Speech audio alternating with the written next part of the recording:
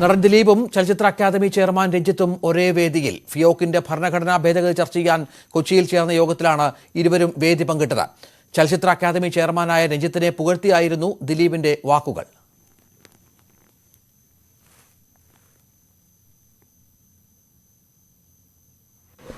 ശ്രീ രഞ്ജിത്തേട്ടൻ ഒരുപാട് സിനിമകൾ നമ്മുടെയൊക്കെ മനസ്സിൽ നിറഞ്ഞു നിൽക്കുന്ന ഒരുപാട് കഥാപാത്രങ്ങൾ, മമ്മൂക്കയ്ക്കാണെങ്കിലും ലാലേട്ടനാണെങ്കിലും ഒരുപാട് നടന്മാർക്ക് നൽകിയിട്ടുള്ള വലിയൊരു എഴുത്തുകാരനാണ്. ഞാനും അദ്ദേഹത്തിൻ്റെ സിനിമയിൽ അഭിനയിച്ചിട്ടുണ്ട്. ചലച്ചിത്ര അക്കാദമി ചെയർമാൻ എന്ന് പറയുന്നത് നിസ്സാരമായിട്ടുള്ളൊരു ജോലിയല്ല, വലിയൊരു ഉത്തരവാദിത്വം ഉള്ളൊരു സ്ഥാനമാണത്. ഒരുപാട് കാര്യങ്ങൾ, ഒരുപാട് ആളുകളുടെ എന്താ പറയുക, എല്ലാവരെയും പാരലായിട്ട് നമ്മൾ ആർക്കും വേദനകൾ ഉണ്ടാക്കാതെ കൊണ്ടുപോകേണ്ട ഒരു സ്ഥാനമാണത്. തിരുവനന്തപുരത്തെ ചലച്ചിത്ര ഉത്സവം IFFK 11,000 ഡെലിഗേറ്റ്സിനെ വെച്ചിട്ട് സംഘടിപ്പിക്കാൻ കഴിഞ്ഞത്. ഈ 100% ഒക്യുപ്പൻസി ഇല്ലായിരുന്നെങ്കിൽ അത് സാധ്യമാവില്ലായിരുന്നു.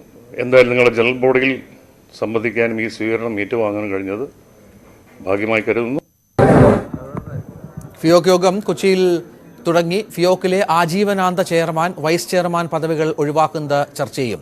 സിജോ വി ജോൺ ചേരുന്നു. സിജോ, ഇത് ഫിയോക്കിന്റെ യോഗം മറ്റൊരു ലക്ഷ്യത്തോടെയാണെങ്കിലും ഇപ്പോൾ ശ്രദ്ധേയമായിരിക്കുന്നത് രഞ്ജിത്തിന്റെയും ദിലീപിന്റെയും ഒരുമിച്ചുള്ള സാന്നിധ്യം കൊണ്ടാണ്. ഇതുമായി ബന്ധപ്പെട്ടൊരു പക്ഷേ വരും മണിക്കൂറുകളിൽ കൂടുതൽ വിവാദങ്ങൾ ഉയർന്നു വന്നേക്കാം. ഇരുവരും പരസ്പരം സംസാരിച്ചപ്പോൾ, പൊതുവേദിയിൽ സംസാരിച്ചപ്പോൾ പങ്കുവച്ച കാര്യങ്ങൾ എന്തൊക്കെയാണ്?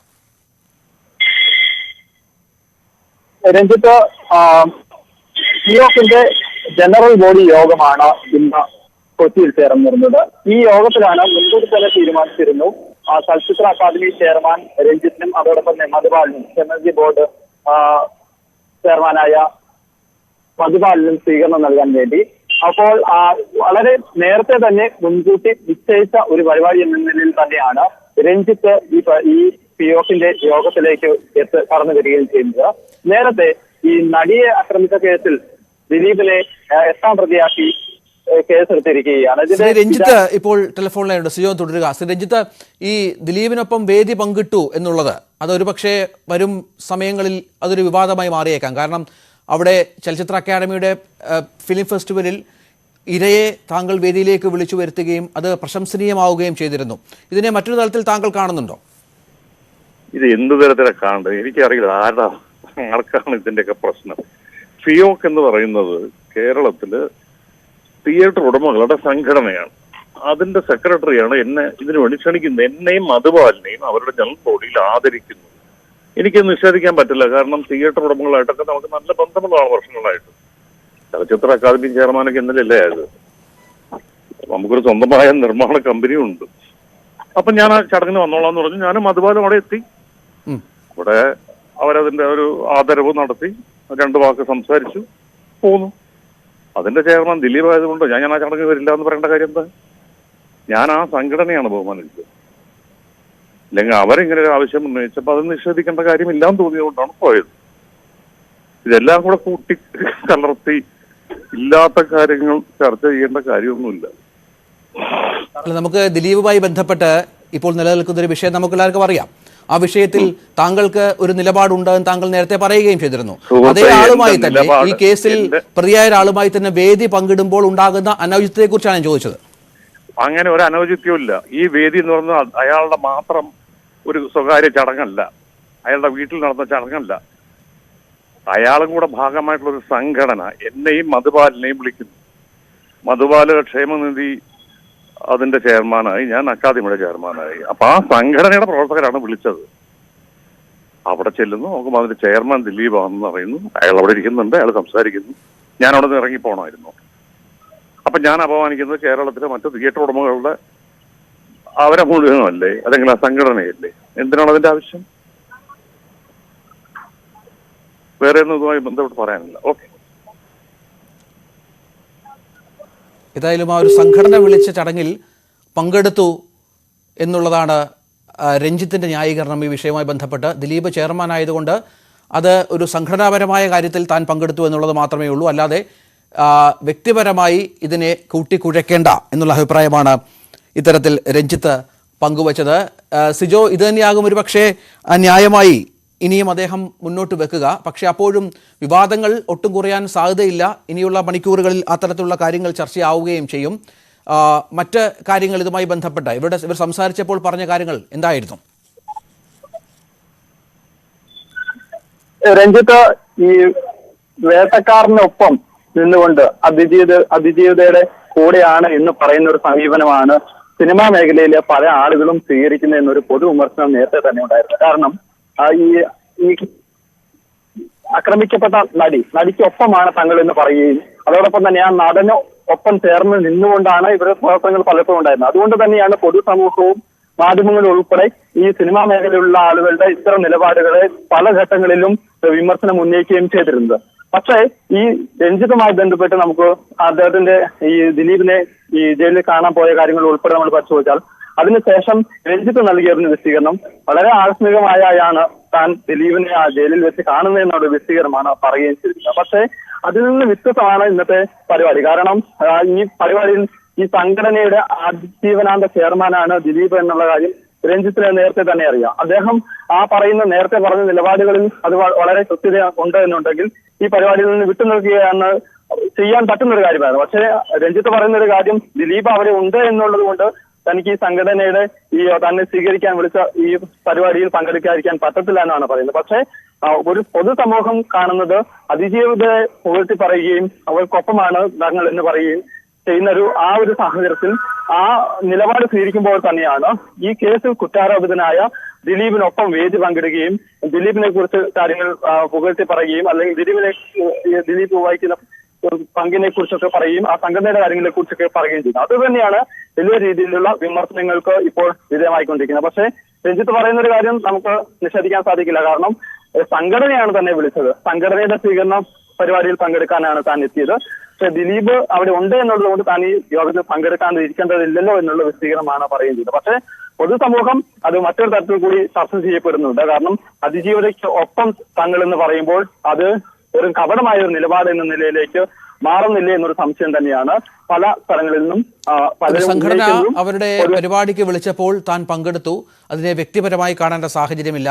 ദിലീപ് ചെയർമാനാണ് ആ സംഘടന എന്നുള്ളത് ഒരു വിഷയമല്ല. കാരണം അതിൽ ഒരുപാട് അംഗങ്ങളുണ്ട്. തിയേറ്റർ ഉടമകളടക്കം അതിൽ അംഗങ്ങളായുള്ള നിരവധിയായ പേരുണ്ട് എന്നുള്ളതാണ് രഞ്ജിത്ത് ഇതിൻ്റെ വിശദീകരണമായി നൽകിയത്. ഏതായാലും ഇനി അത് ഒരുപക്ഷെ വരും സമയത്ത് വലിയ തോതിലുള്ള വിമർശന വിധേയമാകാം, സോഷ്യൽ മീഡിയയിലൊക്കെ ചർച്ചയാകാം. രഞ്ജിത്ത് പക്ഷേ തൻ്റെ നിലപാടിൽ ഉറച്ചു നിൽക്കുകയാണ് എന്നുള്ളതാണ് പ്രധാനപ്പെട്ട വിവരം. മറ്റൊരു വാർത്തയിലേക്ക് പോയാൽ വി ഡി സതീശനെതിരെ പരോക്ഷ വിമർശനവുമായി മാണി സി കാപ്പൻ. UDF വേദികളിൽ സ്ഥിരമായി തഴയപ്പെടുന്നുവെന്നാണ് വിമർശനം. ഒരു നേതാവിന് മാത്രമാണ് തന്നോട് പ്രശ്നം, അത് വ്യക്തിപരമാണെന്നും മാണി സി കാപ്പൻ പറഞ്ഞു. പല കാര്യങ്ങളും അറിയിക്കുന്നില്ല. ഞാൻ പറഞ്ഞു പിന്മരുന്നു, നിങ്ങളെ അറിയിക്കുന്നില്ല. കമ്മ്യൂണിക്കേഷൻ ഇപ്പോൾ ഉണ്ട്, തിരുത്തിപ്പാവുന്നേ ഉള്ളൂ. ഭയങ്കര പ്രസ്ഥാനമാണ്. പക്ഷേ കാര്യങ്ങൾ എന്തൊക്കെ വരുമ്പോൾ ഇത്തരം കാര്യങ്ങൾ ഒഴിവാക്കപ്പെടുന്നു പ്രശ്നമല്ല. പക്ഷെ ഒന്നും എൻ്റെ അത് ഫാക്റ്റല്ലേ. ഞാൻ പറഞ്ഞ 3 കാര്യങ്ങൾ തന്നെ വിളിച്ചിട്ടില്ല. എൻ്റെ കെ സുധാകരൻ വളരെ നന്നായിട്ട് സതീശൻ സബ്മിറ്റ് പെർഫോം ചെയ്യുന്നുണ്ട്. പക്ഷേ ഈ കാര്യം യോജിപ്പിച്ചുകൊണ്ട് കൊണ്ടുവന്നാൽ ചെറിയ പാളിച്ചുകൾ പറ്റിയിട്ടുണ്ടെന്ന് പറയാതിരിക്കുന്നു. പരാതി ഉണ്ടെങ്കിൽ കാപ്പൻ തന്നോടാണ് പറയേണ്ടിയിരുന്നതെന്നും പരസ്യമായി പറഞ്ഞത് അനൗചിത്യമാണെന്നുമാണ് വി ഡി സതീശന്റെ മറുപടി. UDFന്റെ രീതി വേറെയാണ്. മാണി സി കാപ്പൻ അവിടെ നിന്ന് വന്നുകൊണ്ട് അത് അപരിചിതമായതുകൊണ്ട് തോന്നായിരിക്കും. ഞാൻ കേട്ടില്ല അദ്ദേഹം എന്താ പറഞ്ഞത്. എന്തായാലും എന്നോടാണ് അദ്ദേഹം പരാതി ഉന്നയിക്കേണ്ടത്. അദ്ദേഹത്തിന് വേറെ എന്തെങ്കിലും പരിഭവം ഉണ്ടെങ്കിൽ എന്നോട് ഉന്നയിക്കണം, അല്ലെങ്കിൽ UDF കൺവീനറോട് ഉന്നയിക്കണം. അത് പറയാതെ പരസ്യമായി പറഞ്ഞത് അനൗചിത്യമാണ്. അദ്ദേഹം അങ്ങനെ ചെയ്യാൻ പാടില്ലായിരുന്നു. അതേസമയം മാണി സി കാപ്പന്റെ പ്രതികരണം രാഷ്ട്രീയ മാറ്റത്തിനുള്ള സൂചനയായി കണക്കാക്കുന്നില്ലെന്നായിരുന്നു മന്ത്രി AK ശശീന്ദ്രന്റെ പ്രതികരണം. UDFലെ ആഭ്യന്തര പ്രശ്നങ്ങൾ മൂർച്ഛിക്കാനാണ് സാധ്യതയെന്നും ശശീന്ദ്രൻ പറഞ്ഞു. അദ്ദേഹം ഇപ്പോൾ UDFലെ ഒരു MLA അല്ലേ. UDFലെ MLA LDFുമായി എന്തെങ്കിലും ചർച്ച നടത്തുമെന്ന് ഞാൻ വിചാരിക്കുന്നില്ല. ഞങ്ങളങ്ങനെ ഒരു ചർച്ച ഇപ്പോൾ നടത്താൻ ഉദ്ദേശിക്കുന്നുമില്ല. ഞങ്ങളും UDFനെ പറ്റി പറയുന്നത് അതൊരു തകർന്നുകൊണ്ടിരിക്കുന്ന മുന്നണിയാണ്. പക്ഷേ അദ്ദേഹത്തിൻ്റെ പ്രസ്താവന ഒരു രാഷ്ട്രീയ മാറ്റത്തിനുള്ള സൂചനയായി ഞങ്ങളാരും കണക്കാക്കുന്നില്ല. എന്നാൽ UDFലെ ആഭ്യന്തര പ്രശ്നങ്ങൾ കൂടുതൽ പുറത്തു വന്നുകൊണ്ടിരിക്കുകയാണ്. അതിനിയും മൂർച്ഛിക്കാനാണ് ഇട. ജി ശ്രീജിത്ത് ഏറ്റവും പുതിയ വിവരങ്ങൾ പങ്കുവെക്കും. ശ്രീജിത്ത്, തുടർച്ചയായി മാണി സി കാപ്പൻ വിശദീകരിക്കുന്നുണ്ട് താൻ UDF വിടില്ല എന്ന്. എങ്കിൽ പോലും ഏതെങ്കിലും തരത്തിലുള്ള സൂചനകൾ ഒരു മുന്നണി മാറ്റവുമായി ബന്ധപ്പെട്ട് ലഭിക്കുന്നുണ്ടോ? കാരണം ഡൽഹിയിലൊക്കെ പവാറുമായി ചർച്ച നടത്തിയിരുന്നു അടുത്ത സമയത്ത് മാണി സി കാപ്പൻ. വ്യക്തിബന്ധത്തിന്റെ പേരിലാണ് എന്നൊക്കെ പറയുമ്പോഴും അദ്ദേഹത്തിന്റെ മനസ്സിൽ അങ്ങനെ ഒരു താല്പര്യമുണ്ടോ? അങ്ങനെ ഒരു താല്പര്യമുണ്ട് എന്ന് കരുതാനാകുന്ന ഒരു നീക്കം LDF നിന്ന് കൂടി ഉണ്ടാകുന്നില്ല എന്നുള്ളതാണ് നമുക്ക് ഏറ്റവും ശ്രദ്ധേയമായിട്ടത്. കാപ്പൻ ഇത്തരം ചില പ്രതികരണങ്ങൾ നടത്തുമ്പോഴും കാപ്പനെ സ്വീകരിക്കാനുള്ള ഒരു നീക്കം LDF നിന്ന് ഉണ്ടാകുന്നില്ല എന്നുള്ളത് പ്രത്യേകം ശ്രദ്ധിക്കേണ്ട കാര്യമാണ്. എന്തായാലും കാപ്പൻ ഇത് ആദ്യമല്ല ഇങ്ങനൊരു പ്രതികരണം നടത്തുന്നത്. മുട്ടിൽ മരമുറി കേസുമായി ബന്ധപ്പെട്ട് UDF സംഘത്തിൽ ഉൾപ്പെടുത്താതെ വന്നപ്പോൾ തന്നെയാണ് കാപ്പൻ ആദ്യമായി സമാനമായ പ്രതികരണങ്ങൾ നടത്തിയത്. അതിന് പിന്നാലെ പ്രതിപക്ഷ നേതാവിന് പരാതി കൊടുത്തു എന്നാണ് അദ്ദേഹം പറയുന്നത്. ഇന്നിപ്പോൾ പ്രതിപക്ഷ നേതാവ് പ്രതികരിക്കുന്നത് കാപ്പൻ എന്നോടൊന്നും പറഞ്ഞിട്ടില്ല, രേഖാമൂലമോ ഒന്നും ഒരു പരാതി നൽകിയിട്ടില്ല എന്നാണ്. പക്ഷെ കാപ്പന്റെ വാദം തിരിച്ചാണ്. രേഖാമൂലം പരാതി നൽകിയിരുന്നു, പക്ഷെ അത് പരിഹരിക്കുന്നില്ല എന്നാണ് കാപ്പൻ പറയുന്നത്. തികഞ്ഞ അവഗണന ചൂണ്ടിക്കാട്ടുകയാണ് കാപ്പൻ ചെയ്തുകൊണ്ടിരിക്കുന്നത്. എന്തായാലും UDF നേതാക്കൾ MM ഹസൻ അടക്കം കാപ്പനുമായി ചർച്ച നടത്തി പ്രശ്നം പരിഹരിക്കുമെന്ന് പറയുന്നുണ്ട്. കാപ്പൻ ചൂണ്ടിക്കാട്ടുന്ന വളരെ പ്രധാനപ്പെട്ട ചില വിഷയങ്ങൾ തന്നെയാണ്. കാപ്പനെ ഒരു UDF ഘടകകക്ഷി നേതാവായി പോലും അംഗീകരിക്കുന്നില്ല എന്നുള്ളത് തന്നെയാണ്. അത് മാടപ്പള്ളിയിൽ പോലും കാപ്പനെ ക്ഷണിച്ചില്ല. തന്നോട് പ്രതിപക്ഷ നേതാവിന് കാര്യങ്ങൾ പറയാമെന്ന് കൂടി പറയുന്നു. UDF രാഷ്ട്രീയത്തിലെയും കോൺഗ്രസ് രാഷ്ട്രീയത്തിലെയും ചില നീക്കങ്ങൾ കൂടി ഇതിൽ ശ്രദ്ധിക്കേണ്ടതാണ്. പ്രത്യേകിച്ച് കാപ്പനെ മുന്നണിയിലെടുത്തത് അന്ന് പ്രതിപക്ഷ നേതാവായിരുന്ന രമേശ് ചെന്നിത്തല നേരിട്ടാണ്. അദ്ദേഹവുമായി വളരെ അടുപ്പമുള്ള നേതാവാണ് കാപ്പൻ. സ്വാഭാവികമായും കോൺഗ്രസിനുള്ളിലെ രാഷ്ട്രീയ പോരുകൂടി കാപ്പന്റെ ഈ പ്രതികരണത്തിന് പിന്നിലുണ്ടോ എന്നുകൂടി സംശയിക്കേണ്ടി വരും. എന്തായാലും ഒരു നേതാവിന് മാത്രമാണ് തന്നോട് പ്രശ്നമുള്ളത്, അത് വ്യക്തിപരമാണ് എന്നുകൂടി കാപ്പൻ പറയുമ്പോൾ VD സതീശൻ പ്രശ്നങ്ങൾ പരിഹരിക്കുന്നില്ല എന്ന് പറയുമ്പോൾ, മാത്രമല്ല K സുധാകരനെ ഈ പ്രതികരണത്തിൽ അദ്ദേഹം നന്നായി കാര്യങ്ങൾ കൈകാര്യം ചെയ്യുന്നു എന്ന് പറയുമ്പോൾ VD സതീശൻ ഉന്നം വെച്ച് തന്നെയാണ് കാപ്പന്റെ നീക്കങ്ങൾ എന്ന് മനസ്സിലാക്കേണ്ടി വരും. എന്തായാലും ഈ പ്രതികരണത്തിൽ സ്വാഭാവികമായും VD സതീശന്റെ അതൃപ്തി കൂടി അദ്ദേഹം വ്യക്തമാക്കുകയാണ്. പരസ്യ പ്രതികരണം പാടില്ല എന്ന് സതീശൻ പറയുകയാണ്. എന്തായാലും UDFിനുള്ളിലെ ഒരു പൊട്ടിത്തെറി തന്നെയാണ് ഇപ്പോൾ പുറത്തു വന്നിരിക്കുന്നത്. UDF ഇത് ചർച്ച ചെയ്ത് പരിഹരിക്കുമെന്ന് തന്നെ പ്രതീക്ഷിക്കപ്പെടേണ്ടി വരും. തൽക്കാലം രഞ്ജിത്ത്. ശ്രീജിത്താണ് വിവരങ്ങൾ പങ്കുവച്ചത്. ഇടവേളയാണ്. കൂടുതൽ വാർത്തകൾക്കും വിശദാംശങ്ങൾക്കും malayalam.news18.com.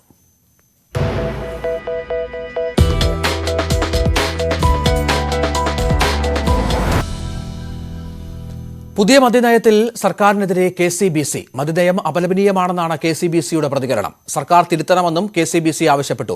തിരുത്തിയില്ലെങ്കിൽ പ്രക്ഷോഭമുണ്ടാകുമെന്നാണ് മുന്നറിയിപ്പ്. ജനങ്ങളോട് ചെയ്യുന്ന ഒരു നന്ദിഹീനതയാണ്. ഈ ഖജനാവ് നിറയ്ക്കാൻ വേണ്ടി എന്ത് കാര്യവും ചെയ്യുന്ന ഇത് ഞങ്ങളോട് ചെയ്ത, കേരള ജനതയോട് ചെയ്ത, കേരളത്തിലെ അമ്മമാരോട് ചെയ്ത, കേരളത്തിലെ പെങ്ങന്മാരോട് ചെയ്ത വലിയ ക്രൂരതയാണ്. ശക്തമായ പ്രതിഷേധം ഈ കാര്യത്തിൽ ഉണ്ടാകും. കാരണം കേരള ജനതയെ കുടിപ്പിച്ച് നശിപ്പിക്കുന്ന, കൊല്ലുന്ന ഈ വിപത്തിൽ നിന്ന്, ഈ തീരുമാനത്തിൽ നിന്ന്, ഈ മദ്യ നയത്തിൽ നിന്ന് സർക്കാർ പിന്നോട്ട് പോകണം.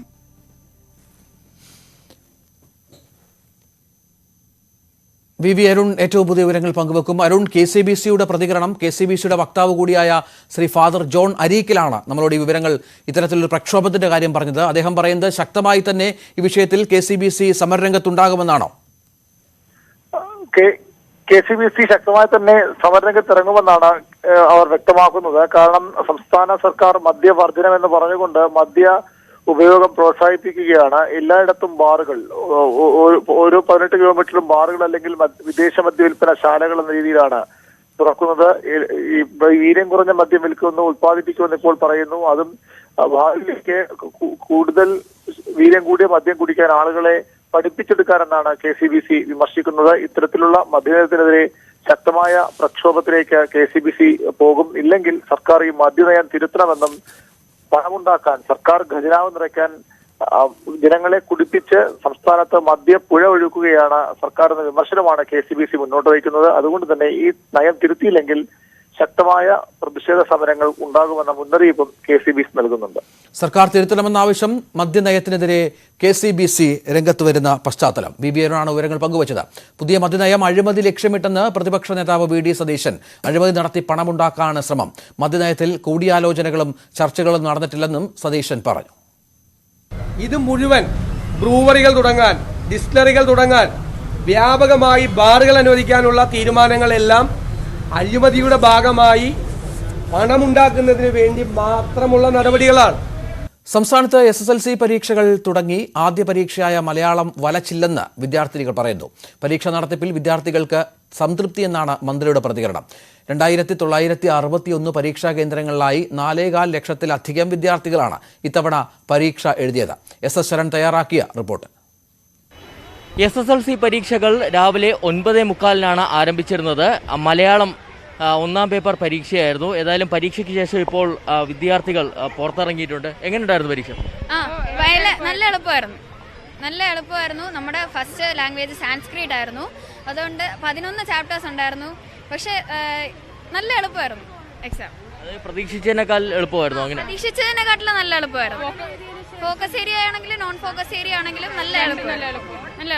നല്ലോണം പോർഷനൊക്കെ കവർ ചെയ്ത ശേഷമായിരുന്നു പരീക്ഷയ്ക്ക് ശേഷം നമുക്ക് കുറച്ചും കൂടി ധൈര്യത്തോടെ എഴുതാനുള്ള കോൺഫിഡൻസ് ഒക്കെ വന്നായിരുന്നു. സംസ്കൃതം അതിനെക്കാട്ടിലും മോഡൽ എക്സാം പേപ്പർ എഴുതിയത് കൊണ്ടാണെന്ന് തോന്നുന്നു. എന്നാലും ഇപ്രാവശ്യത്തെ പേപ്പർ പ്രതീക്ഷത്തെക്കാളും നല്ലൊരു എളുപ്പമുള്ള ഒരു പേപ്പറായിരുന്നു. നേരത്തെ ഫോക്കസ് ഏരിയ സംബന്ധിച്ച് പലരും ആശങ്ക പങ്കുവയ്ക്കുന്നുണ്ട്. അത്തരത്തിൽ ഈ ഫോക്കസ് ഏരിയ എന്നൊക്കെ എങ്ങനെയാണ് ചോദ്യങ്ങൾ?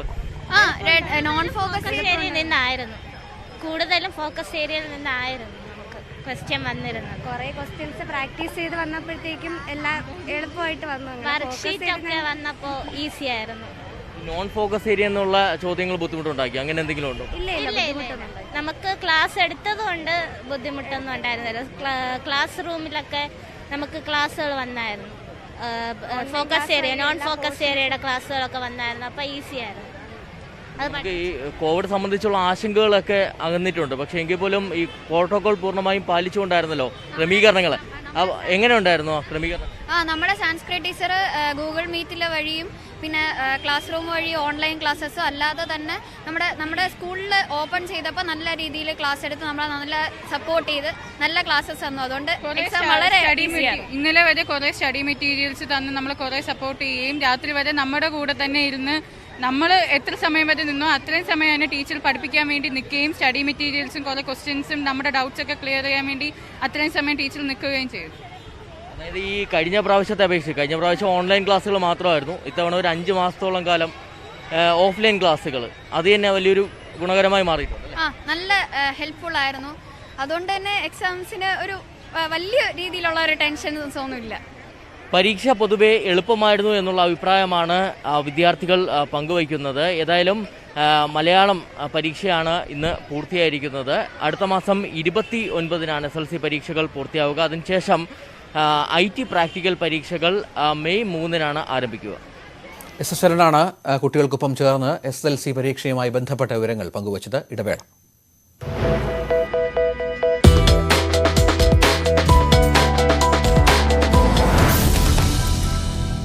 വിലക്കയറ്റത്തിലും യാത്രാനിരക്ക് വർധനയിലും പൊറുതിമുട്ടി ജനം. തുടർച്ചയായ 7ാം ദിവസവും ഇന്ധനവില കൂട്ടി.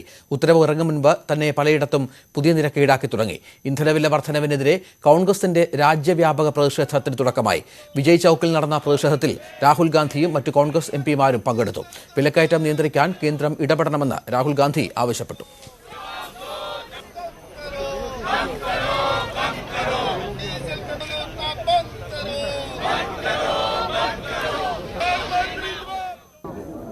पिछले 10 दिन में 9 बार पेट्रोल और डीजल के प्राइसेस बढ़ाए गए हैं और इसकी चोट डायरेक्टली सबसे गरीब मिडिल क्लास लोगों को पड़ती है. हमारी मांग है कि ये जो प्राइसेस बढ़ती जा रही हैं, महंगाई बढ़ती जा रही है और जो पेट्रोल और डीजल के दाम बढ़ते जा रहे हैं, इनको सरकार कंट्रोल करे और पेट्रोल और डीजल के दाम बढ़ाना बंद करे. तो इसलिए हम सब यहाँ आए हैं. पूरे देश में हमारा प्रोटेस्ट चलेगा, काफी दिनों के लिए चलेगा. തെരഞ്ഞെടുപ്പ് കഴിഞ്ഞതോടെ കേന്ദ്രം ജനങ്ങളെ മറന്നതായി VD സതീശൻ കുറ്റപ്പെടുത്തി. തെരഞ്ഞെടുപ്പിൽ ജയിക്കാൻ വേണ്ടി മാത്രം പെട്രോളിയം ഉൽപ്പന്നങ്ങളുടെ വില വർധനവ് നിർത്തിവെച്ച ഗവൺമെന്റ് ആ കാലഘട്ടത്തെ വർദ്ധിപ്പിക്കുന്നത് കൂടി പലിശ സഹിതം കിട്ടുന്ന രീതിയിൽ വർദ്ധിപ്പിച്ചുകൊണ്ടിരിക്കുക. വിദ്യാർത്ഥികളുടെ കൺസെഷൻ നിരക്ക് കൂട്ടാത്തതിനെതിരെ വീണ്ടും സമരം ആരംഭിക്കാൻ സ്വകാര്യ ബസ് ഉടമകൾ. വിഷയം ചർച്ച ചെയ്യാൻ ബസ് ഉടമകൾ ഇന്ന് യോഗം ചേരും. വിദ്യാർത്ഥികളുടെ നിരക്ക് 6 രൂപയാക്കണമെന്ന ആവശ്യം പൂർണ്ണമായും അംഗീകരിച്ചില്ലെങ്കിലും നേരിയ വർധനയുണ്ടാകുമെന്ന പ്രതീക്ഷ ബസ് ഉടമകൾക്കുണ്ടായിരുന്നു. കമ്മീഷൻ ശുപാർശയും 5 രൂപയെങ്കിലും വർദ്ധിപ്പിക്കാമെന്നായിരുന്നു. എന്നാൽ SFI ഉൾപ്പെടെയുള്ള വിദ്യാർത്ഥി സംഘടനകൾ തെരുവിലിറങ്ങുമെന്ന് ഭയന്ന് നിരക്ക് കൂട്ടാൻ സർക്കാർ തയ്യാറായില്ല. യാത്രക്കാരിൽ 70% വിദ്യാർത്ഥികളായിരിക്കെ സർക്കാർ തീരുമാനം പുനഃപരിശോധിക്കണമെന്ന് ബസ്സുടമകൾ ആവശ്യപ്പെടുന്നു. വിദ്യാർത്ഥികളുടെ കൺസെഷൻ നിരക്ക് 6 രൂപയാക്കണമെന്നാണ് ബസ്സുടമകളുടെ ആവശ്യം. സംസ്ഥാനത്തിലെ സ്വകാര്യ ബസ്സുകളിൽ 70% യാത്രക്കാരും വിദ്യാർത്ഥികളായിരിക്കെ വിദ്യാർത്ഥികളുടെ ചാർജിൽ വർധനവ് വരുത്താത്ത ഒരു വർധനവ് കൊണ്ട് കേരളത്തിലെ സ്വകാര്യ ബസ് സർവീസിന് യാതൊരു പ്രയോജനവുമില്ല. അതുകൊണ്ട് തന്നെ ഗവൺമെന്റിന്റെ ഈ തീരുമാനം അടിയന്തര പ്രാധാന്യത്തോടുകൂടി പുനഃപരിശോധിക്കണമെന്നും അല്ലാത്ത പക്ഷം സംസ്ഥാനത്തിലെ മുഴുവൻ ബസ്സുകളും സമരത്തിലേക്ക് പോകേണ്ടി വരുമെന്നും സംസ്ഥാന ജനറൽ സെക്രട്ടറി എന്ന നിലയിൽ ഞാൻ ഗവൺമെന്റിനോട് ആവശ്യപ്പെടുന്നു. ഓട്ടോ ചാർജ് 1.5 കിലോമീറ്ററിന് 25 രൂപ എന്നത് മാറ്റി 2 കിലോമീറ്ററിന് 30 രൂപയാക്കിയത് വഴി പ്രതിഫലം കുറയുമെന്ന പരാതി ഓട്ടോ തൊഴിലാളികളും ഉന്നയിച്ചു. കോവിഡ് സമയത്ത് യാത്രക്കാരുടെ എണ്ണം കുറഞ്ഞപ്പോഴാണ് KSRTCയിലടക്കം താൽക്കാലിക ചാർജ് വർദ്ധിപ്പിച്ചത്. മിനിമം ചാർജ് 8 രൂപ നിലനിർത്തി കിലോമീറ്ററിന് 5 നിന്ന് 2.5 കുറച്ചായിരുന്നു ഓർഡിനറി സർവീസിൽ നടപ്പാക്കിയത്. ഇത് ഇപ്പോഴും തുടരുന്നുണ്ട്. അത് നിലനിർത്തിയാണ് മിനിമം ചാർജ് 10 ആക്കിയത്. ന്യൂസ് 18 തിരുവനന്തപുരം. യാത്രാ നിരക്ക് വർധനയിലെ പരാതികൾ പരിശോധിക്കുമെന്ന് ഗതാഗത മന്ത്രി ആന്റണി രാജു. ഓട്ടോ നിരക്കിലെ വർധന പോരെന്ന CITUവിന്റെ പരാതി ശ്രദ്ധയിൽപ്പെടുത്തിയപ്പോഴായിരുന്നു മറുപടി. എല്ലാ വിഷയങ്ങളും വിശദമായി ചർച്ച ചെയ്യുമെന്നും മന്ത്രി തിരുവനന്തപുരത്ത് പറഞ്ഞു. ഒരു അനൗൺസ്മെന്റ് ഉണ്ടായപ്പോൾ ചില അഭിപ്രായങ്ങൾ ഉയർന്നു വന്നിട്ടുണ്ട്. അഭിപ്രായങ്ങൾ ഉത്തരവിറങ്ങുന്നതിന് മുമ്പേ അത്തരം അഭിപ്രായങ്ങളിൽ കഴമ്പുണ്ടെങ്കിൽ പരിശോധിക്കും. ഉയർന്നു വന്നിട്ടുള്ള ആക്ഷേപങ്ങളെക്കുറിച്ച് പരിശോധിക്കുന്നതാണ്.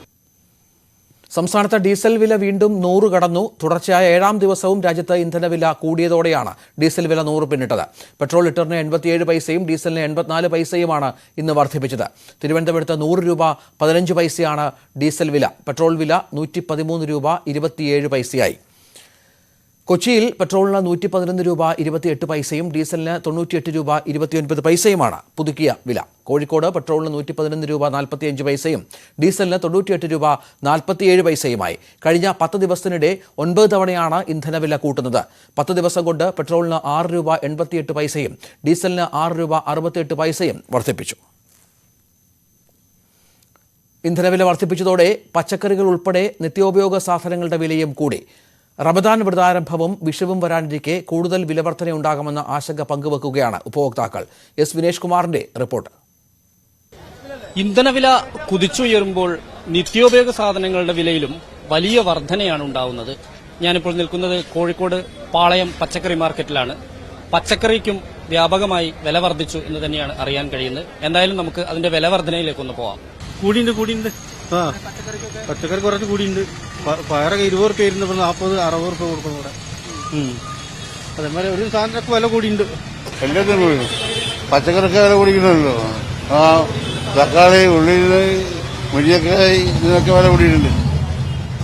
അതെങ്ങനെ നോമ്പ് കൂടിയല്ല. ചെറുനാരങ്ങൊക്കെ നല്ല വില കയറും. ഇപ്പൊ 40 രൂപയ്ക്ക് ചെറുനാരങ്ങ നോമ്പാകുമ്പോൾ 100 രൂപയ്ക്ക് ആവും. അത് നോക്കി നോമ്പാകുമ്പോൾ എല്ലാ സാധനത്തിനും വില കൂടും.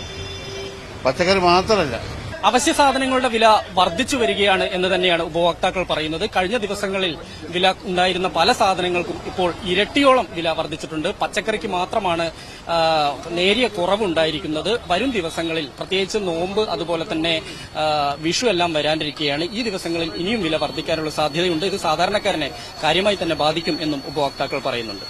ക്യാമറാമാൻ ശ്രീജിത്ത് സി കല്ലുമുട്ടിക്കൊപ്പം എസ് വിനേഷ് കുമാർ, ന്യൂസ് 18 കോഴിക്കോട്. പുതിയ സാമ്പത്തിക വർഷം നാളെ മുതൽ ആരംഭിക്കാനിരിക്കെ ജനങ്ങൾക്ക് മേൽ ഇരട്ടിയാകുന്ന പുതിയ നിരക്കുകളും നിലവിൽ വരും. ഡീസൽ വാഹനങ്ങൾക്ക് ഹരിത നികുതിയും പുതിയ രജിസ്ട്രേഷൻ നിരക്കുകൾക്കും പുറമെ ഭൂമിയുടെ ന്യായവില 10% വർധനവും നടപ്പിലാകും. ബസ്, ടാക്സി പുതുക്കിയ നിരക്കുകളും നാളെ മുതൽ പ്രാബല്യത്തിലാകുമെന്നാണ് സൂചന. കേന്ദ്ര സംസ്ഥാന ബജറ്റുകളിലെ പുതിയ നികുതി നിർദ്ദേശങ്ങളും പുതിയ ഫീസ് നിരക്കുകളും നാളെ മുതൽ നടപ്പിലാവുകയാണ്. ഡീസൽ കാറുകൾക്ക് 1000 രൂപയാണ് ഒറ്റത്തവണ നികുതി. മീഡിയം വാഹനങ്ങൾക്ക് 1500 രൂപയും ബസ്, ലോറി പോലുള്ള വലിയ വാഹനങ്ങൾക്ക് 2000 രൂപയുമാണ് ഹരിത നികുതി. ഇതുവരെ 10 വർഷമോ അതിലധികമോ പഴക്കമുള്ള വാഹനങ്ങൾക്കായിരുന്നു ഹരിത നികുതി. ഈ ഇനത്തിൽ 50% വർധനവും വരുത്തിയിട്ടുണ്ട്. പഴയ വാഹനങ്ങളുടെ റീ രജിസ്ട്രേഷൻ, ഫിറ്റ്നസ് ചാർജുകളിലും കുത്തനെ വർധനവുണ്ടാകും. പഴയ വാഹനങ്ങളുടെ ഉപയോഗം നിരുത്സാഹപ്പെടുത്തുന്നതിനാണ് ഈ നിർദ്ദേശം കേന്ദ്ര ബജറ്റിൽ കൊണ്ടുവന്നത്. ഭൂമിയുടെ ന്യായവിലയിലും 10% വർധനവ് നടപ്പിലാവുകയാണ്. സ്റ്റാമ്പ് ഡ്യൂട്ടി, രജിസ്ട്രേഷൻ ഫീസ് എന്നിവയിലും വർധനവില്ല. എന്നിരുന്നാലും ന്യായവില ഉയരുന്നതിനനുസരിച്ച് ഈ ഇനങ്ങളിലെ ചിലവും ആനുപാതികമായി ഉയരും.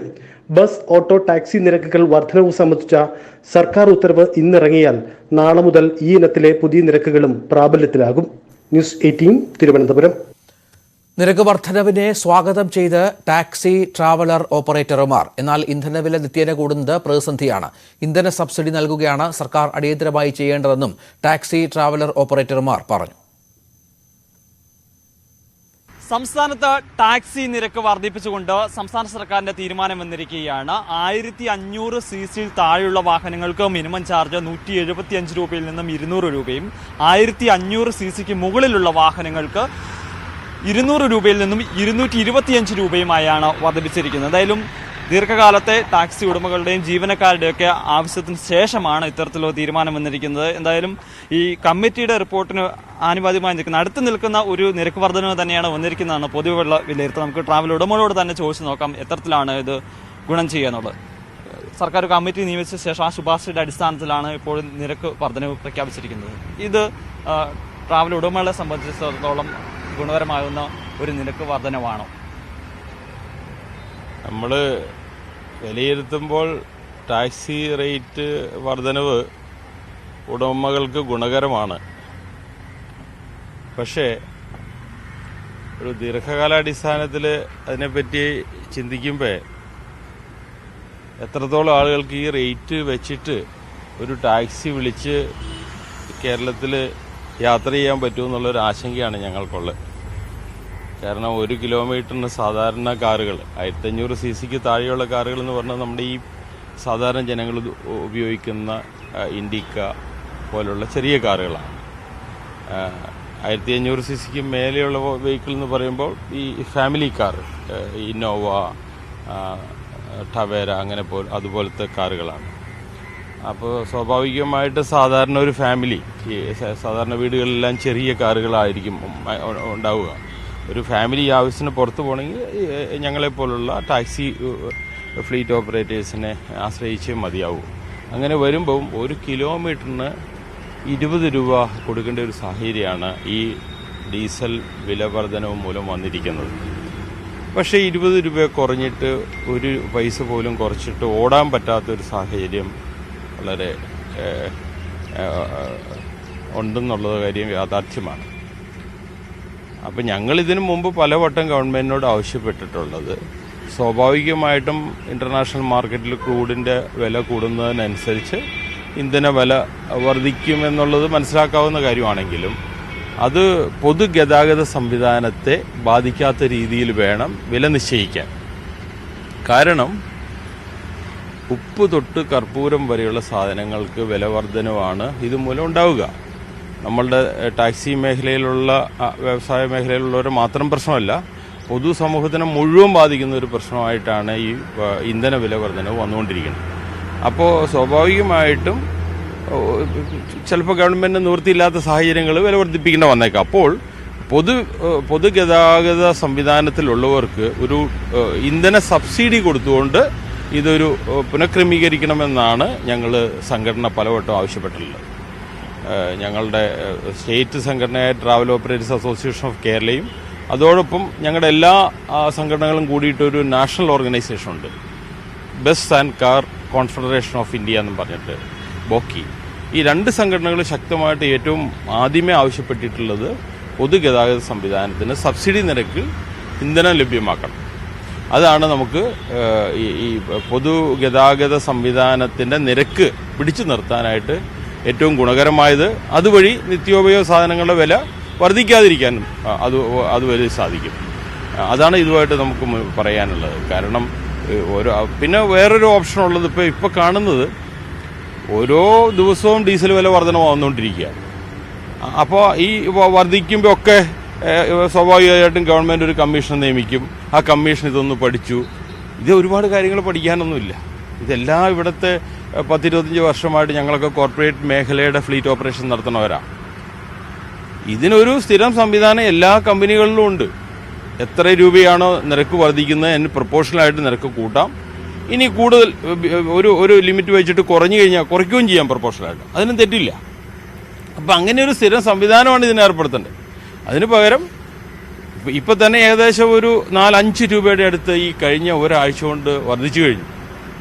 ഇപ്പോഴത്തെ ആ പോക്ക് കണ്ടിട്ട് ദിവസം ഏകദേശം 1 രൂപ റേറ്റിൽ കൂടി ഒരു 100-125 വരില്ലേ എന്നുള്ളൊരു ആശങ്കയിലിരിക്കുകയാണ്. ബസ് ചാർജ് വർധനയിൽ സമ്മിശ്ര പ്രതികരണമാണ്. സാധാരണക്കാർക്ക് താങ്ങാൻ ആകാത്ത വർധനയെന്ന് യാത്രക്കാർ പറയുന്നു. ഡീസൽ വില ദിവസേന ഉയരുമ്പോൾ നിരക്ക് വർധന കൊണ്ട് കാര്യമില്ലെന്നാണ് ബസ് ജീവനക്കാരുടെ പ്രതികരണം. വി അരുൺ തയ്യാറാക്കിയ റിപ്പോർട്ട്. ബസ് ചാർജ് വർധന ഉടൻ പ്രാബല്യത്തിൽ വരും.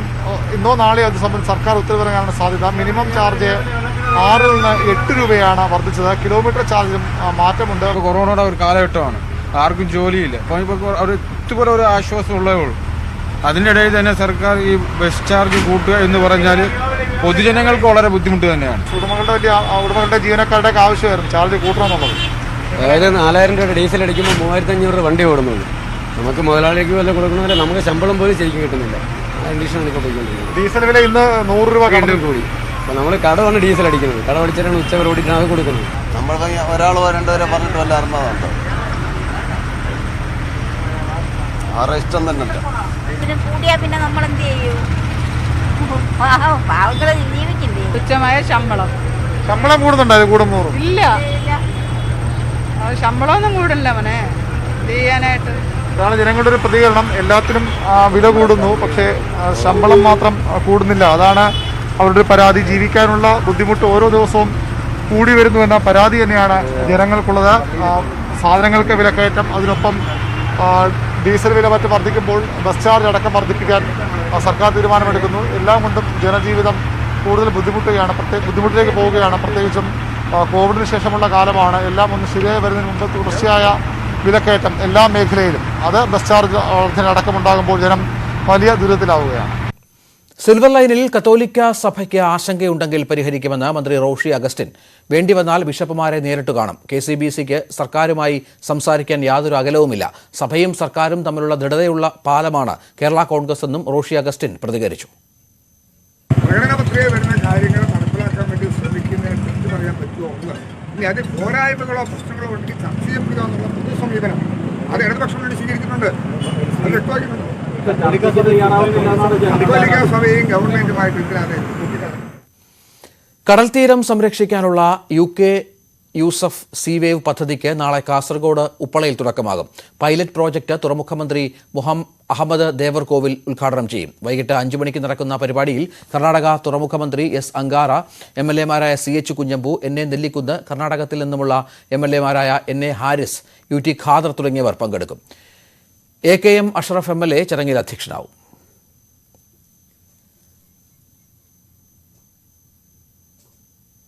കോൺഗ്രസ് സംഘടനാ തെരഞ്ഞെടുപ്പിന്റെ ഭാഗമായുള്ള അംഗത്വ വിതരണം പാളി. AICC നിശ്ചയിച്ച സമയപരിധി ഇന്ന് അവസാനിക്കാനിരിക്കെ ലക്ഷ്യമിട്ടതിന്റെ പകുതി പോലും അംഗങ്ങളെ ചേർക്കാൻ കഴിഞ്ഞിട്ടില്ല.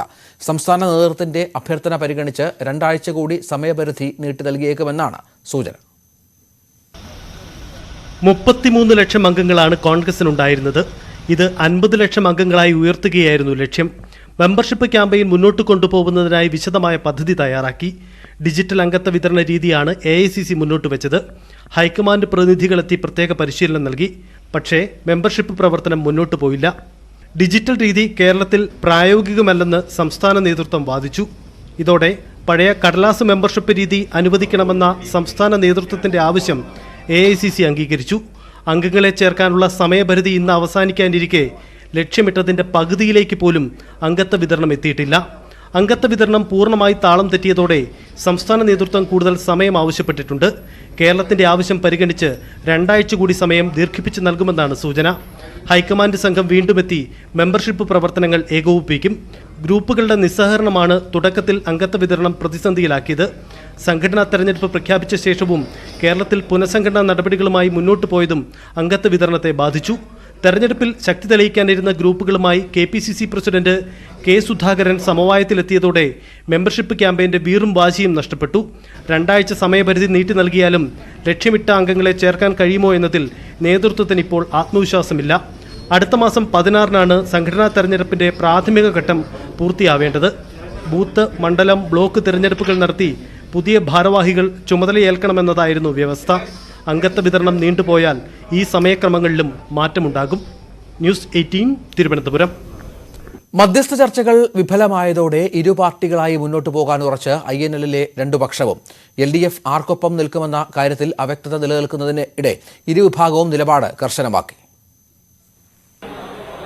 LDF നേതാക്കളും കാന്തപുരം ഉൾപ്പെടെ ഇടപെട്ട് നടത്തിയ മധ്യസ്ഥ ചർച്ചകൾ പരാജയപ്പെട്ടതോടെയാണ് രണ്ട് പാർട്ടികളായി മുന്നോട്ടു പോകാൻ INL വിഭാഗങ്ങളുടെ തീരുമാനം. ഇന്നലെ കോഴിക്കോട് സംഘടിപ്പിച്ച INL വഹാബ് വിഭാഗം സംസ്ഥാന കൗൺസിൽ പുതിയ ഭാരവാഹികളെ തെരഞ്ഞെടുത്തിരുന്നു. AP അബ്ദുൾ വഹാബ് അധ്യക്ഷനായ സംസ്ഥാന കൗൺസിൽ ഇതേ പേരിൽ തന്നെ പ്രവർത്തിക്കാൻ തീരുമാനിച്ചു. ഇന്ത്യൻ നാഷണൽ ലീഗ് പ്രത്യേകിച്ച് പേരൊന്നും പുതുതായിട്ട് ഉണ്ടാക്കേണ്ട ഒരാവശ്യമില്ല.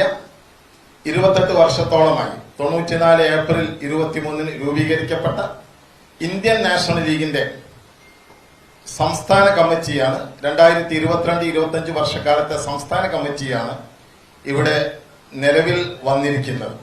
അതേസമയം ഇന്ന് ചേരുന്ന സംസ്ഥാന കൗൺസിലിൽ കാസിം ഇരിക്കൂർ വിഭാഗം പുതിയ ഭാരവാഹികളെ പ്രഖ്യാപിച്ചേക്കും. രണ്ട് പാർട്ടികളായി പ്രവർത്തിക്കാനുള്ള ഇരു വിഭാഗങ്ങളുടെയും തീരുമാനം ഇടതുമുന്നണിക്ക് തലവേദനയായിട്ടുണ്ട്. കഴിഞ്ഞ ദിവസം നടന്ന ഇടതുമുന്നണി യോഗത്തിൽ ഇരു വിഭാഗങ്ങളിലെയും നേതാക്കളെ ക്ഷണിച്ചില്ലായിരുന്നു. പക്ഷേ മന്ത്രി അഹമ്മദ് ദേവർകോവിൽ പങ്കെടുത്തു. രണ്ട് പാർട്ടികളായി നിലനിൽക്കുന്നിടത്തോളം INL-ലുമായി സഹകരിക്കുന്ന കാര്യത്തിൽ പുനരാലോചന നടത്താനാണ് ഇടതുമുന്നണിയുടെ തീരുമാനം. അങ്ങനെ വരുമ്പോൾ അഹമ്മദ് ദേവർകോവിലിന്റെ മന്ത്രിസ്ഥാനം തുലാസിലാകും. S. വിനേഷ് കുമാർ, ന്യൂസ് 18, കോഴിക്കോട്. വഹാബിസത്തെ എതിർത്ത് പാണക്കാട് അബ്ബാസ് അലി ശിഹാബ് തങ്ങൾ നടത്തിയ പ്രസംഗത്തിനെതിരെ മുജാഹിദ് നേതാക്കൾ രംഗത്ത്. വഹാബി ആശയങ്ങളിൽ നിന്ന് വിശ്വാസികൾ വിട്ടുനിൽക്കണമെന്ന അബ്ബാസ് അലി തങ്ങളുടെ പ്രസ്താവന പിൻവലിക്കണമെന്ന് മുജാഹിദ് നേതാവ് മജീദ് സ്വലാബി ആവശ്യപ്പെട്ടു. ലീഗ് മലപ്പുറം ജില്ലാ പ്രസിഡന്റ് സ്ഥാനത്തേക്ക് പരിഗണിക്കുന്ന നേതാവാണ് അബ്ബാസ് അലി തങ്ങൾ. വഹാബിസത്തിനെതിരെ SYS മലപ്പുറം ജില്ലാ കമ്മിറ്റി സംഘടിപ്പിച്ച സെമിനാറിൽ പാണക്കാട് അബ്ബാസ് അലി ശിഹാബ് തങ്ങൾ നടത്തിയ പ്രസംഗമാണ് മുജാഹിദ് സംഘടനയായ KNM-നെ പ്രകോപിപ്പിച്ചത്. വഹാബി ആശയങ്ങളിൽ നിന്ന് അകലം പാലിച്ചാലേ ജീവിത വിജയമുണ്ടാകുമെന്ന അബ്ബാസ് അലി തങ്ങളുടെ പ്രസംഗത്തിനെതിരെ മുജാഹിദ് നേതാക്കൾ രംഗത്തെത്തി. അബ്ബാസ് അലി തങ്ങൾ തിരുത്തണമെന്ന് KNM സംസ്ഥാന secretary doctor MI Abdul Majeed Swalahi ആവശ്യപ്പെട്ടു. മുജാഹിദ് സംഘടനകളിൽ പ്രവർത്തിക്കരുതെന്ന് മുസ്ലിം ലീഗ് പ്രവർത്തകരോടും അബ്ബാസ് അലി തങ്ങൾ ആവശ്യപ്പെടുമോ എന്നും മജീദ് സ്വലാഹി ചോദിക്കുന്നു. മുസ്ലിം ലീഗിന്റെ ജില്ലാ പ്രസിഡന്റ് ആയി നിയമിതനാവാനിരിക്കുന്ന ഒരാളിൽ നിന്ന് വളരെ സഹിഷ്ണുതയോടുകൂടിയുള്ള എല്ലാവരെയും ഉൾക്കൊള്ളുന്ന രൂപത്തിലുള്ള സമീപനങ്ങളാണ് ഉണ്ടാവേണ്ടത് എന്നാണ് നമ്മുടെയൊക്കെ ഒരു അഭിപ്രായമുള്ളത്. നമ്മളൊക്കെ പാണക്കാട് കുടുംബത്തെ അംഗീകരിക്കുകയും അവരുടെ സമാധാനവും സഹിഷ്ണുതയും അതിനുവേണ്ടിയുള്ള ശ്രമങ്ങളെയെല്ലാം തന്നെ ശ്ലാഘിക്കുകയും അതിനോടൊപ്പം നിൽക്കുകയും ചെയ്യുന്നവരാണ്. എന്നിട്ടും ഇതുപോലുള്ള പ്രസ്താവനകൾ ഉണ്ടാകുന്നത് മുജാഹിദ് പ്രസ്ഥാനത്തിലെ ആളുകളെ വല്ലാതെ വിഷമിപ്പിക്കുന്നു എന്ന് പറയാതിരിക്കാൻ നിവർത്തിയില്ല. മുജാഹിദ് നേതാക്കൾ വിമർശനവുമായി എത്തിയതോടെ അബ്ബാസ് അലി തങ്ങൾക്ക് പിന്തുണയുമായി സുന്നി സംഘടനാ നേതാക്കൾ രംഗത്തെത്തി. അബ്ബാസ് അലി ശിഹാബ് തങ്ങൾ തിരുത്തനെന്ന് പറയാൻ ഇദ്ദേഹം ആരാ? പാണക്കാട്ടെ പൂമുത്ത് സയ്യിദ് അബ്ബാസ് അലി ശിഹാബ് തങ്ങൾക്ക് ആദർശം പഠിപ്പിക്കാൻ ഇവരാരാണ്? അങ്ങനെയൊന്നും പാണക്കാട്ടെ തങ്ങളെ വിരട്ടി വരയിൽ അകപ്പെടുത്താമെന്ന്, തങ്ങൾ വരച്ച വരയിൽ നിർത്താമെന്ന് ഒരു വഹാബിയും വ്യാമോഹിക്കേണ്ട. പാണക്കാട് തങ്ങൾ കൃത്യമറിയാം എന്താണ് പറയേണ്ടതെന്ന്. അന്തരിച്ച പാണക്കാട് ഹൈദരിൽ തങ്ങൾ വഹാബിസത്തിനെതിരെ നേരത്തെ നടത്തിയ പ്രസംഗവും സുന്നി നേതാക്കൾ പങ്കുവയ്ക്കുന്നു. അബ്ദുൽ വഹാബുമൊക്കെ ഉന്നയിച്ച വികലമായ ആശയങ്ങൾ അക്കാലത്ത് പണ്ഡിത ശ്രേഷ്ഠന്മാർ തന്നെ തള്ളിക്കളഞ്ഞിട്ടുണ്ട് എന്ന് നമുക്ക് മനസ്സിലാക്കാൻ സാധിക്കുന്നു. അതൊരിക്കലും ശരിയല്ല. സ്വാദിഖ് അലി തങ്ങളുടെ അനുജനായ അബ്ബാസ് അലി ശിഹാബ് തങ്ങൾ മുസ്ലിം ലീഗ് മലപ്പുറം ജില്ലാ പ്രസിഡന്റ് സ്ഥാനത്തേക്ക് പരിഗണിക്കപ്പെടുന്നയാളാണ്. ഇതാണ് മുജാഹിദ് നേതാക്കളുടെ പ്രതിഷേധത്തിന് പിന്നിലെന്നാണ് സൂചന. മുഹമ്മദ് ഷഹീദ്, ന്യൂസ് 18, കോഴിക്കോട്. വിരമിക്കുന്ന MP-മാർക്ക് രാജ്യസഭാ യാത്രയയപ്പ് നൽകി. അടുത്ത 3 മാസത്തിനകം വിരമിക്കുന്ന 72 MP-മാർക്കാണ് യാത്രയയപ്പ് നൽകിയത്. 6 സംസ്ഥാനങ്ങളിലെ 13 MP-മാരുടെ കാലാവധി ഇന്ന് അവസാനിക്കും. കേന്ദ്രമന്ത്രിമാരായ നിർമ്മല സീതാരാമൻ, പീയൂഷ് ഗോയൽ, മുക്താർ അബ്ബാസ് നഖ്വി, കോൺഗ്രസ് കക്ഷി ഉപനേതാവ് ആനന്ദ് ശർമ്മ, ജയറാം രമേശ്, കപിൽ സിബൽ, മേരി കോം എന്നിവർ അടുത്ത പാർലമെന്റ് സമ്മേളനത്തിന് മുൻപ് വിരമിക്കും. വിരമിക്കുന്ന അംഗങ്ങൾ തിരിച്ചെത്തണമെന്നും അറിവിനേക്കാൾ വലുതാണ് അനുഭവ സമ്പത്തെന്നും പ്രധാനമന്ത്രി നരേന്ദ്രമോദി യാത്രയയപ്പ് പ്രസംഗത്തിൽ പറഞ്ഞു. ഇടവേള.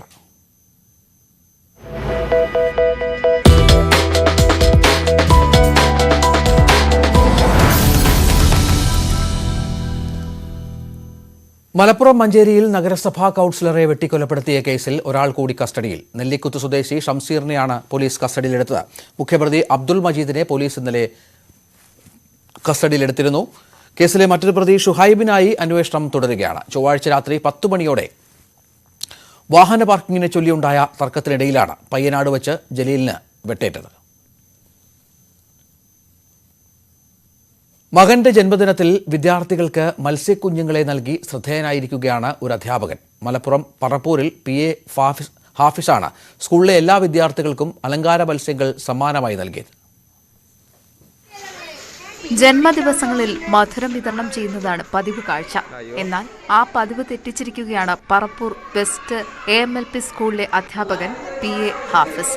മകൻ ഇസാൻ മുഹമ്മദിന്റെ 1ാം പിറന്നാളിന് ഹാഫിസ് വിതരണം ചെയ്തത് അലങ്കാര മത്സ്യങ്ങളെയാണ്. ഗപ്പി മീനുകളെയാണ് സ്കൂളിലെ വിദ്യാർത്ഥികൾക്ക് നൽകിയത്. മിഠായിക്ക് പകരം അലങ്കാര മത്സ്യങ്ങളെ ലഭിച്ചത് വിദ്യാർത്ഥികൾക്ക് ഇരട്ടി മധുരമായി. സ്കൂൾ വിട്ടെത്തിയ വിദ്യാർത്ഥികളുടെ കയ്യിൽ മത്സ്യക്കുഞ്ഞുങ്ങളെ കണ്ടതോടെ രക്ഷിതാക്കൾക്കും കൗതുകമായി. ഇതോടെ നാട് മുഴുവൻ അറിഞ്ഞു. അധ്യാപകന്റെ വേറിട്ട പിറന്നാൾ സമ്മാനം സമൂഹമാധ്യമങ്ങളിലും വൈറലായി. അധ്യാപകനെ അഭിനന്ദിച്ചുകൊണ്ട് നിരവധി പേരാണ് എത്തുന്നത്. ന്യൂസ് 18 തിരൂർ. മദ്യനയത്തിനെതിരെ CPI മദ്യനയം പുനഃപരിശോധിക്കണമെന്നാവശ്യപ്പെട്ട് AITUC general secretary KP Rajendran രംഗത്ത് വന്നു. വിദേശ മദ്യശാലകളെ പ്രോത്സാഹിപ്പിക്കുന്നത് ശരിയല്ല, ഷാപ്പുകളുടെ ദൂരപരിധി എടുത്തു കളയണമെന്നും KP രാജേന്ദ്രൻ ആവശ്യപ്പെട്ടു. KP രാജേന്ദ്രനെ പിന്തുണച്ച് ബിനോയ് വിശ്വവും രംഗത്ത് വന്നു.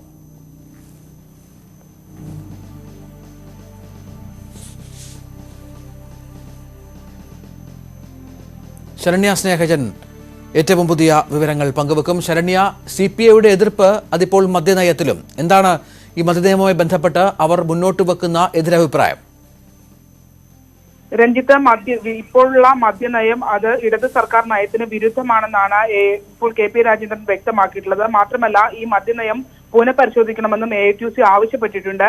കള്ള് ചിത്ത് തൊഴിലാളി മേഖലയെ സംരക്ഷിക്കുന്നതായിരുന്നു ഇടതുപക്ഷ നയം എന്നുള്ളതും അത്തരത്തിലുള്ള കള്ളുചിത്ത് അടക്കമുള്ള മേഖലയാണ് സംരക്ഷിക്കേണ്ടതെന്നുമാണ് ഇപ്പോൾ അദ്ദേഹം വ്യക്തമാക്കിയിട്ടുള്ളത്. വിദേശ മദ്യ ഷോപ്പുകളെ പ്രോത്സാഹിപ്പിക്കുന്നത് ശരിയല്ല എന്നും ഇത് ഇടത് സർക്കാർ നയത്തിന് വിരുദ്ധമാണെന്നും അദ്ദേഹം വ്യക്തമാക്കുന്നുണ്ട്. ഷാപ്പുകളുടെ ദൂരപരിധി, അതായത് കള്ള് ഷാപ്പുകളുടെ ദൂരപരിധി എടുത്തു കളയണമെന്നും അദ്ദേഹം ആവശ്യപ്പെട്ടു. ഒപ്പം തന്നെ മദ്യാസക്തിയിൽ നിന്ന് ജനങ്ങളെ പിന്തിരിപ്പിക്കാനുള്ള നടപടികളാണ് വേണ്ടത്. ഇതിന് വിദേശ മദ്യ ഷോപ്പുകൾ കൂട്ടുന്നത് ഇതിന് തിരിച്ചടിയാകും എന്നുള്ളതുമാണ് അദ്ദേഹം ഇപ്പോൾ ആലപ്പുഴയിൽ വ്യക്തമാക്കിയിട്ടുള്ളത്. ഈ KP രാജേന്ദ്രൻ പറഞ്ഞ കാര്യങ്ങളെ സംബന്ധിച്ച് നമ്മൾ ബിനോയ് വിശ്വത്തിന്റെയും പ്രതികരണം തേടിയിരുന്നു. അദ്ദേഹവും വ്യക്തമാക്കിയത് തനിക്ക് പറയേണ്ടതെല്ലാം തന്നെ KP രാജേന്ദ്രൻ പറഞ്ഞു കഴിഞ്ഞിട്ടുണ്ട്, അതിനപ്പുറം ഒന്നും പറയാനില്ല എന്നുള്ളതാണ്. അതായത് KP രാജേന്ദ്രന്റെ നിലപാട് തന്നെയാണ് തങ്ങളുടെയും നിലപാട് എന്നാണ് അദ്ദേഹം വ്യക്തമാക്കിയത്. രഞ്ജിത്ത്, മദ്യനയത്തിനെതിരെ CPI രംഗത്ത് വന്നിരിക്കുന്നു. KP രാജേന്ദ്രന് പിന്നാലെ ഇപ്പോൾ ബിനോയ് വിശ്വവും ഇത്തരത്തിൽ സർക്കാരിന്റെ മദ്യനയത്തെ വിമർശിച്ചുകൊണ്ട് രംഗത്ത് വന്ന പശ്ചാത്തലം. ആലപ്പുഴയിലാണ് പ്രതികരണമുണ്ടായത്. സംവിധായകൻ രഞ്ജിത്ത് മാധ്യമങ്ങളെ കാണുന്നു തത്സമയം.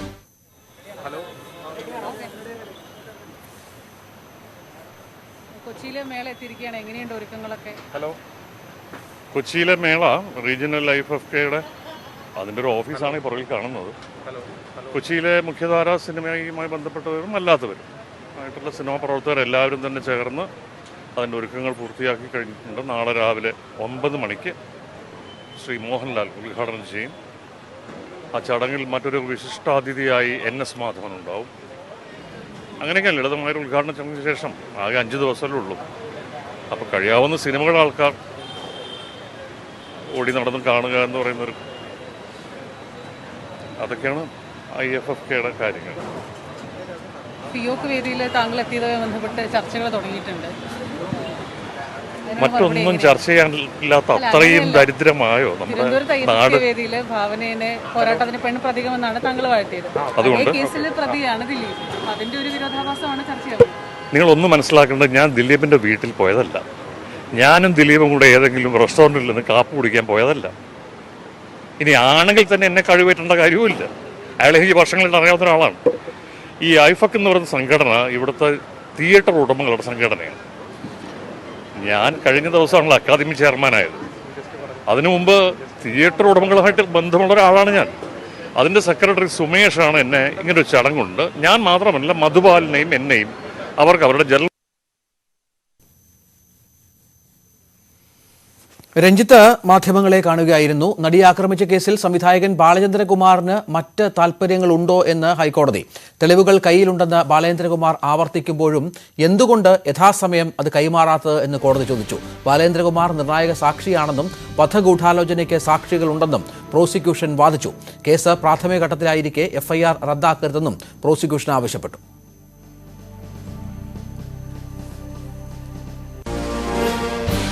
ഈ വാർത്തകളുടെ വിശദാംശങ്ങൾ അല്പസമയത്തിനകം തന്നെ ലഭ്യമാകും. വളരെ പെട്ടെന്ന് ഇടവേളയ്ക്ക് ശേഷം.